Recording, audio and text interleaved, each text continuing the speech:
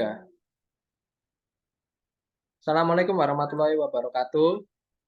Perkenalkan, kami dari kelompok 5. Di sini kami akan mempresentasikan tentang proposal tata kelola teknologi informasi menggunakan framework COVID-5 pada PT MBA Consulting. Sebelum memulai presentasi proposal ini, izinkan saya selaku ketua kelompok untuk memperkenalkan saya dan anggota kelompok saya. Yang pertama ada saudara Camzal Nur Haiki, kemudian yang kedua ada saya sendiri, Indrawan Rizky Prasetya, kemudian yang ketiga ada Muhammad Fariza Ferdiansyah, dan yang terakhir ada saudari Octavian Indah Kusumadewi. Di sini kita akan membahas beberapa pokok bahasan.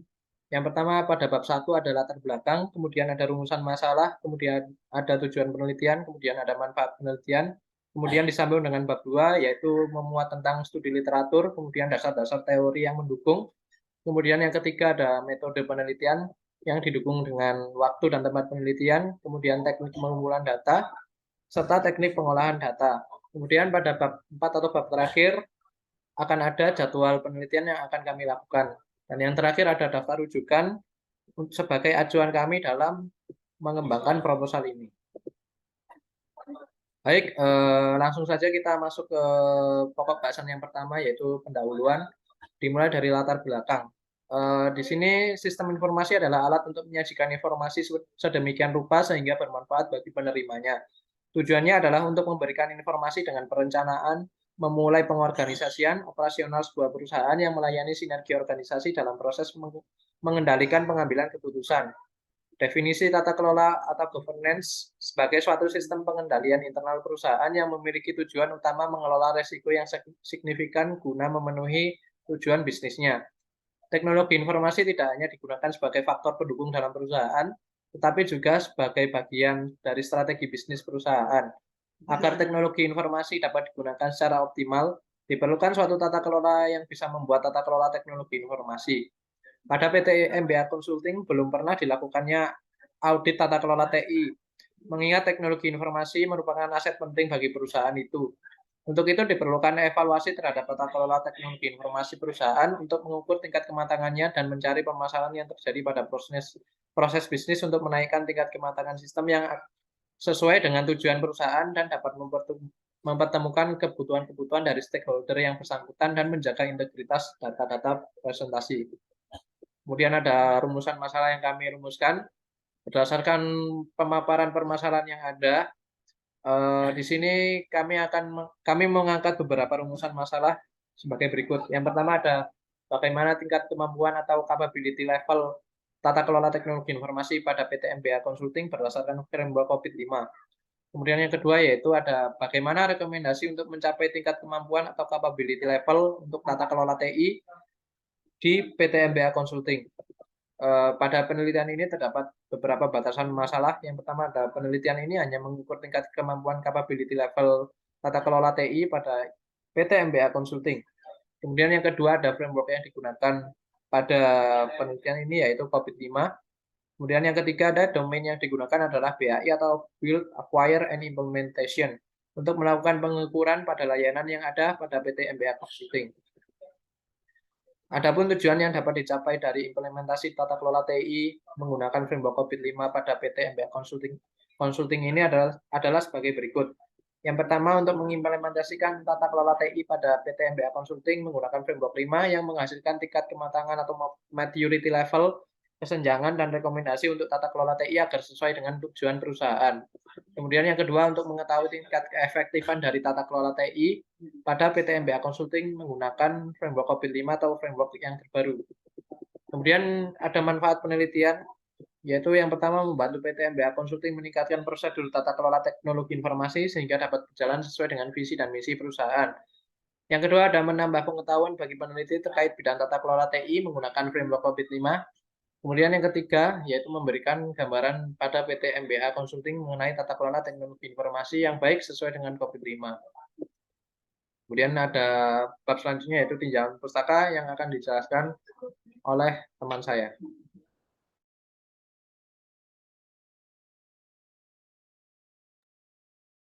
Baik, terima kasih. Selanjutnya bab 2 tinjauan pustaka. Yang pertama yaitu studi literatur Sebagai penunjang penelitian ini, penulis melakukan studi kepustakaan pada penelitian terdahulu yang relevan dengan topik ini. Penelitian terdahulu yang menunjang penelitian ini adalah penelitian untuk tata kelola teknologi informasi dengan menggunakan framework scroll.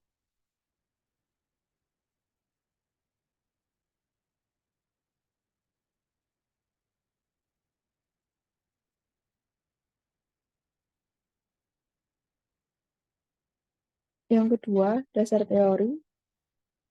Tinjauan pustaka merupakan kajian dari penelitian dan literatur sebelumnya untuk memperkaya literatur pada penelitian ini. Penulis menuliskan beberapa penelitian terdahulu yang pernah melakukan studi kasus dan analisis terhadap penelitian yang sama sebagai bahan acuan dalam analisis ini, dan menguatkan pengembangan penelitian ini.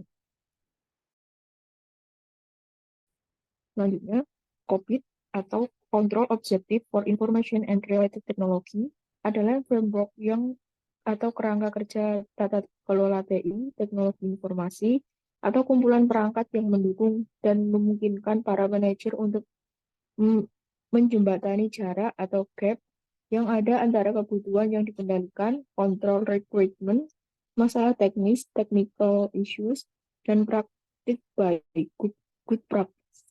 Good practice. Selanjutnya, COVID-5. COVID-5 dirancang untuk membantu organisasi mengelola tata kelola end-to-end dan manajemen TI perusahaan, termasuk tata kelola informasi, teknologi, dan proses terkait. Hal ini mencakup seluruh siklus hidup TI, mulai dari pengembangan strategi TI hingga implementasi dan pemeliharaan sistem TI, dan memberikan pandangan holistik tentang tata kelola dan manajemen TI. COVID-5 didasarkan pada 5 prinsip, memenuhi kebutuhan pemangku kepentingan, mencakup perusahaan dari ujung ke ujung, menerapkan kerangka kerja integrasi tunggal, memungkinkan pendekatan holistik, dan memisahkan tata kelola dari manajemen. Keputusan bisnis yang baik harus didasarkan pada pengetahuan yang berasal dari informasi yang relevan, komprehensif, dan tepat waktu, yang dihasilkan jika informasi memenuhi kriteria informasi. ISAKA tahun 2012. Jadi pada dasarnya COVID-5 sebagai pengembangan untuk suatu tujuan pengendalian informasi dan tata kelola teknologi informasi yang dikelola oleh IT Governance Institute. COVID memiliki kerangka kerja yang menentukan pengendalian dalam bidang TI berdasarkan informasi yang diperlukan untuk mendukung proses bisnis dan informasi yang kemudian menghasilkan dari penerapan informasi sumber daya yang terbaik, prinsip dasar COVID-5. Selanjutnya, BAI atau Build, Acquire, and Implement. Domain BAI berfokus pada proses pengembangan, perolehan, dan implementasi sistem informasi, aplikasi, dan layanan. Domain BAI melibatkan prosedur yang terkait dengan pembuatan perangkat lunak, akuisisi, dan pengelolaan proyek. Prosedur ini juga termasuk langkah-langkah yang diambil untuk memastikan bahwa sistem dan layanan TI terintegrasi dengan aman ke dalam perusahaan, serta proses yang digunakan untuk memastikan kepatuhan sistem dan layanan ini terhadap standar hukum yang ada. Baik, terima kasih. Selanjutnya akan dilanjutkan oleh teman saya.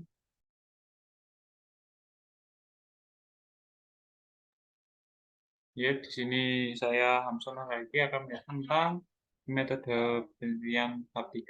Pertama kita membahas tentang waktu dan tempat penelitian. Untuk waktu, penelitian ini dilakukan mulai dari bulan November sampai dengan Desember 2021. Untuk tempat penelitian, yaitu di lingkup perusahaan PT MBA Consulting. Terus untuk teknik pengumpulan data, pada penelitian ini melakukan evaluasi data yang ada pada perusahaan PT MBA Consulting. Berikut langkah-langkah yang digunakan, yaitu ada wawancara, yaitu kita wawancara bertatap muka dengan staf bagian teknologi informasi perusahaan, terus mengadakan kuesioner yang diisi oleh pihak sana. Kuesioner dalam penelitian ini digunakan untuk mengukur capability level untuk subdomain BAI. Pembuatan kuesioner ini didasarkan pada e-book COVID-5 Self Assessment Guide using COVID-5. Terus untuk langkah selanjutnya yaitu observasi. Observasi yang dilakukan yaitu terkait pengamatan dokumen-dokumen yang relevan untuk memastikan data yang diberikan oleh responden sama dengan keadaan yang sebenarnya pada perusahaan PT MBA. Observasi bertujuan untuk mendapatkan data tentang suatu masalah. Observasi ini dilakukan melalui pengamatan dokumen terkait untuk memastikan data yang telah diberikan dengan informasi sebenarnya. Terus kita itu membahas tentang teknik pengolahan data.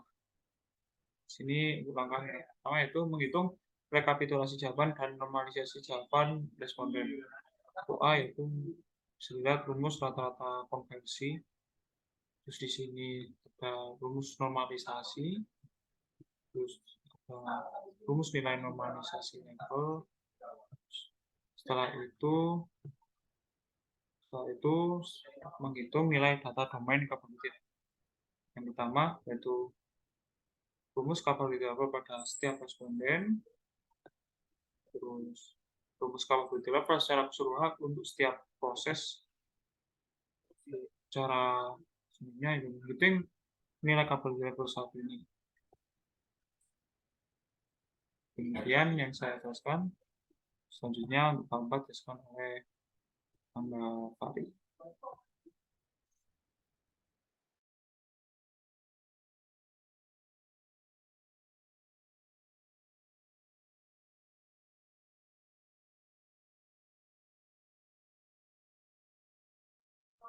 Baik, selanjutnya dibantuan oleh Saudara Fari. Baik, saya akan melanjutkan presentasi dari Saudara Isal, yaitu mengenai tabel jadwal penelitian. Yang pertama, kegiatan pertama yaitu penentuan topik. Menentukan topik dimulai dari minggu ke-1 dan kedua. Yang kedua yaitu studi literatur. Kegiatannya yaitu mempelajari pustaka sesuai topik, dimulai dari minggu kedua. Mempelajari domain, dimulai dari minggu ketiga. Mempelajari perhitungan pada TKTI, dipelajari minggu ke-3 dan 4. Selanjutnya, proposal, kegiatannya yaitu analisis data, dimulai dari minggu ke-4 dan November minggu ke-1. Yang kedua, analisis kebutuhan, dimulai dari minggu ke-1 dan kedua bulan November. Yang ketiga yaitu pembuatan proposal, dimulai dari minggu ke-2, 3, dan 4 dari bulan November. Yang keempat yaitu pengumpulan data. Kegiatannya yaitu observasi, dimulai dari minggu ke-1, 2, 3 di bulan Desember. Selanjutnya wawancara, dimulai dari minggu ke-1, 2, 3 di bulan Desember. Yang kelima yaitu analisis data. Kegiatannya yaitu perhitungan responden, dimulai dari minggu ke-1, 2, 3 di bulan Januari.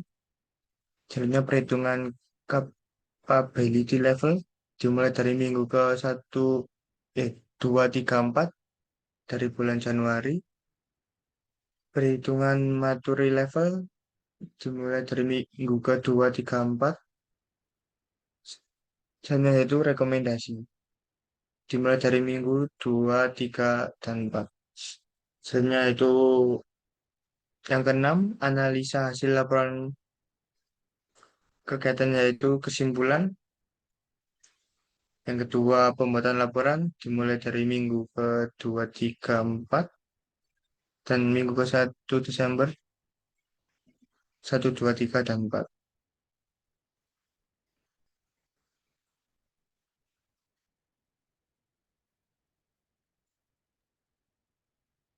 Baik, berikut sekian dari bab 4 jadwal penelitian untuk daftar rujukan, yaitu dari COVID-5 dan juga jurnal dari PT MBA itu sendiri, itu di presentasi nomor 4. Baik, sekian dari pemaparan presentasi pada kelompok 5. Kurang lebihnya mohon maaf. Wassalamualaikum warahmatullahi wabarakatuh. Waalaikumsalam.